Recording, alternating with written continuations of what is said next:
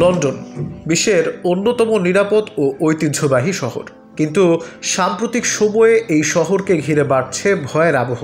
কেউ কেউ বলছেন লন্ডন এখন অপরাধের নগরীতে পরিণত হয়েছে। প্রশ্ন উঠছে, এটা কি সত্যি অপরাধের উত্থান নাকি ভয় ও গুজবের মিশেল?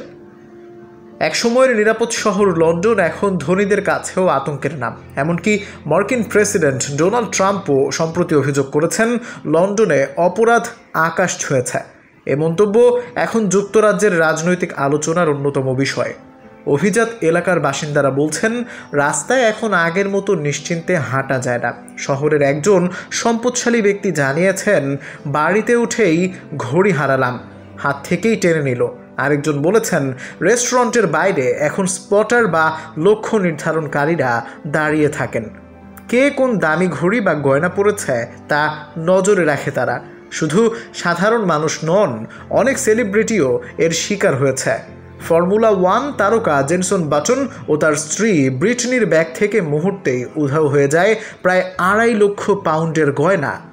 প্রাইমরোজ হিলে সাফিয়া হুয়াংয়ের বাড়িতে চুরি হয় 10 মিলিয়ন পাউন্ডের জুয়েলারি। নয়েটসব্রিজে লুট হয় বিলাসবহুল ব্র্যান্ডের দোকান মালিকের ভাষায়, লন্ডন এখন একেবারে উন্মাদ। তবে পরিসংখ্যান বলছে চিত্রটা পুরোপুরি একপাক্ষিক নয়। গত এক দশকে লন্ডনে অপরাধ বেড়েছে 31%, সহিংস অপরাধ বেড়েছে 40%। তবে সাম্প্রতিক বছরগুলোতে দেখা যাচ্ছে ইতিবাচক পরিবর্তন। গত বছর সহিংসতা কমেছে 6%, বিলাসপণ্য চুরিও কমেছে নাটকীয়ভাবে।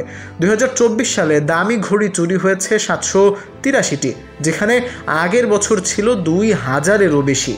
একই সময়ে ব্যাগ ও গয়না চুরিও কমেছে প্রায় 60%।